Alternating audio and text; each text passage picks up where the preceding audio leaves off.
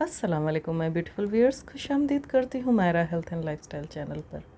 आशा करती हूँ कि आप सभी के रमज़ान बहुत अच्छे से बीत रहे होंगे। बहुत अच्छे से आप लोग सहरी इफ्तारी की दावतों और इबादतों में बिज़ी होंगे।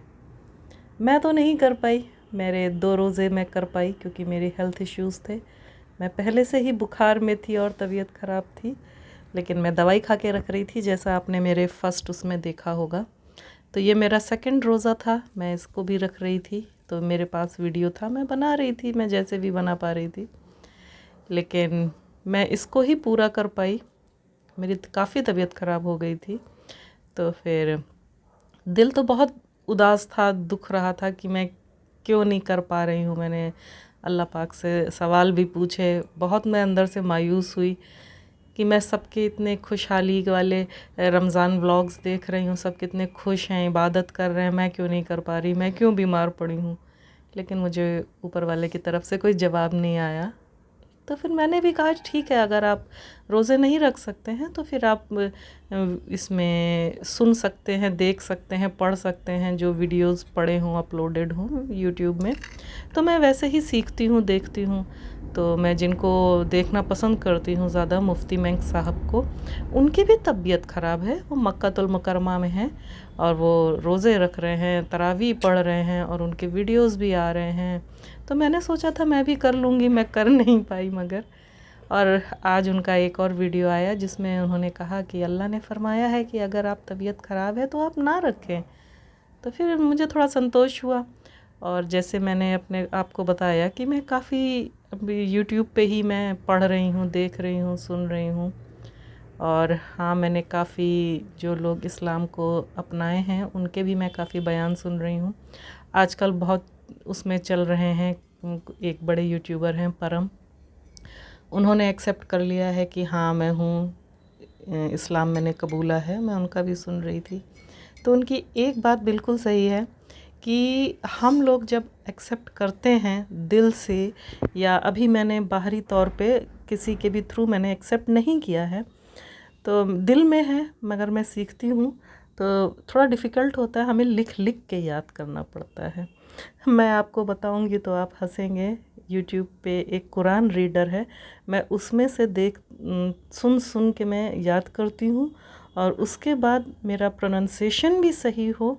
तो वो जो बच्चों का होता है, ज़करिया एक करके है, मिनी टीवी वाला, बच्चों वाला, मैं वहाँ जाके सीखती हूँ क्योंकि मुझे बिल्कुल, मैं बेसिक हूँ, मैं बच्चा हूँ इस हिसाब से। तो मैं सूरा फातिहा अपना याद कर रही हूँ, लिख के भी मुझे याद करना पड़ता है। लास्ट की 2 लाइनें भी थोड़ा सा वो ऊपर नीचे होती हैं।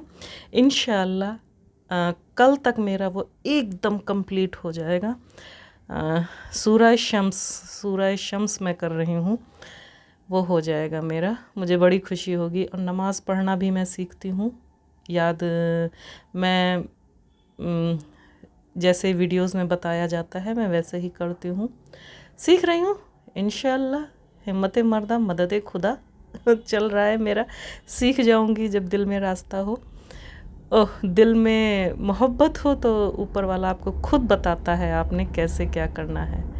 हाँ, मैं यूट्यूबर परम का एक उसका बहुत, वो अपनी गाड़ी में इफ्तारी लेने जा रहे थे तो हस्बी रब्बी वाला सुन रहे थे, वो मैंने सर्च किया, वो मुझे मिला, वो मुझे बड़ा अच्छा लगा सच में। वो तो अब मेरा बिल्कुल रूटीन बन गया है, मैं उसको सुनती ही रहती हूँ, सुनती रहती हूँ।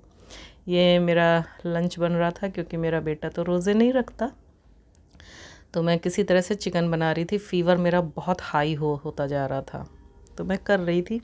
मैंने कहा मैं भी शाम को खा लूँगी, हो जाएगा। तो ये मेरे उसकी लंच की तैयारियां थी।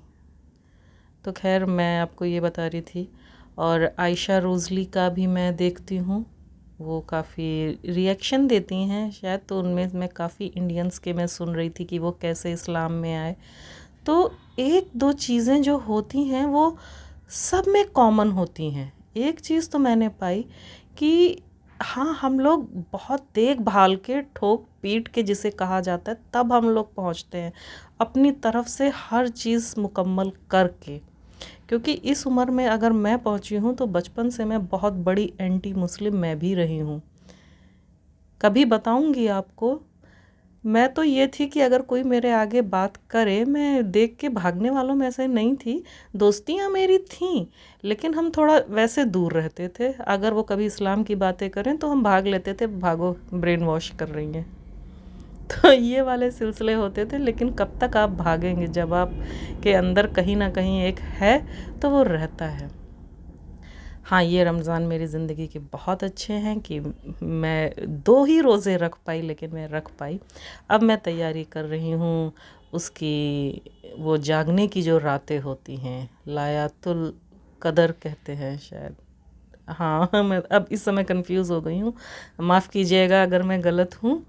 मैं सीख रही हूँ। और बाकी तो अभी मैं सिर्फ रोज़ों के और सबकी सहरी इफ्तारी के व्लॉग्स देख के दिल को खुश कर रही हूँ, मैं और क्या कर सकती हूँ।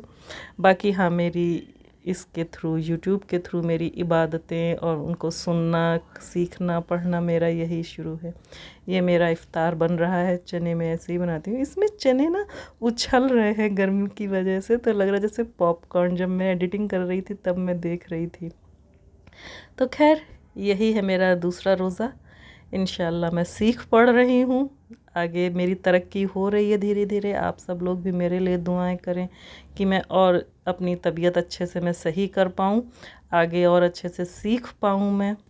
क्योंकि दिल में कहीं ना कहीं एक तो है कि मैं नहीं कर पा रही, लेकिन ऊपर वाले की मर्ज़ी के बिना कुछ होता नहीं। वो शायद मुझे तकलीफ़ में देखना नहीं चाहते होंगे, इसीलिए उन्होंने मुझे कहा कि तुम ऐसे ही कर लो, बाद में देखा जाएगा। ये मेरा इफ़्तार था, चने, अंडे, खीरा और थोड़े से ड्राई फ्रूट वगैरह थे। मैंने सोचा इसको खाने के बाद मैं चाय वाय पी के रिलैक्स कर लूँगी। तो यही था मेरा सेकंड रोज़ा। आप सभी मुझे अपनी दुआओं में याद रखें, आप सब भी मेरी दुआओं में हैं। मिलते हैं नेक्स्ट वीडियो में फिर से, तब तक के लिए अस्सलाम वालेकुम।